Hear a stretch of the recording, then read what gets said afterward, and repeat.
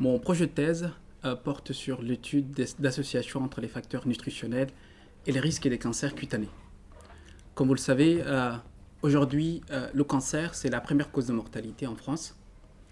Et les cancers cutanés sont parmi les cancers les plus fréquents dans les populations à peau blanche, ce qui constitue une préoccupation croissante pour la santé publique.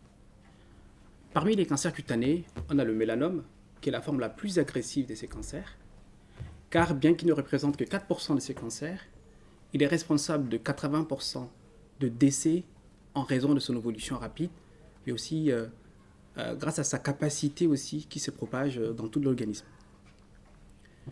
Et on estime le nombre de nouveaux cas de mélanome a été multiplié par 6 entre 1980 et les années 2015.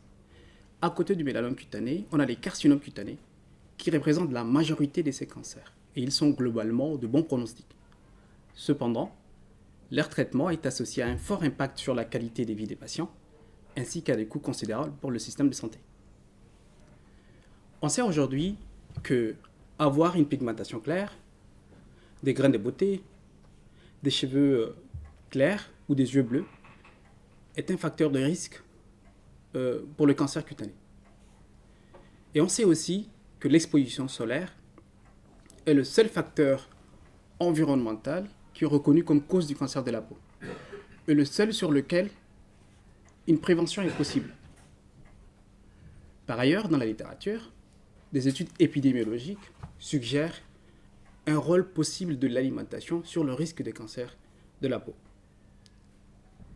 Le manque des données prospectives nous permettant de prendre en compte l'interaction entre l'alimentation et l'exposition solaire n'a pas permis d'apporter des réponses claires ni de suggérer une recommandation de santé publique. L'objectif de mon travail de thèse a porté en particulier sur les facteurs nutritionnels et les risques des cancers de la peau. J'ai étudié le régime méditerranéen, la prise de compléments alimentaires, notamment la prise de compléments en antioxydants, la consommation d'alcool et la consommation d'agrumes.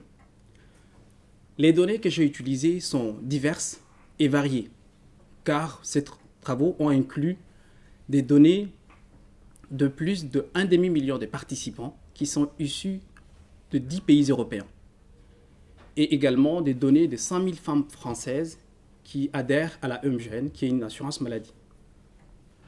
J'ai également inclus des données des patients australiens, des patients qui souffrent du mélanome. En ce qui concerne les résultats, durant ma thèse, j'ai montré que suivre un régime méditerranéen, c'est-à-dire un régime riche en produits d'origine végétale et faible en produits animaliers, pourrait réduire le risque de cancer de la peau. En revanche, la prise de compléments alimentaires en antioxydants, notamment bêta-carotène et la vitamine A, est associée à un risque accru du cancer de la peau. De plus, nous avons observé que les participants qui avaient une consommation élevée d'agrumes et d'alcool avaient un risque accru du cancer de la peau. Ces résultats ont mis en évidence une relation qui est très complexe.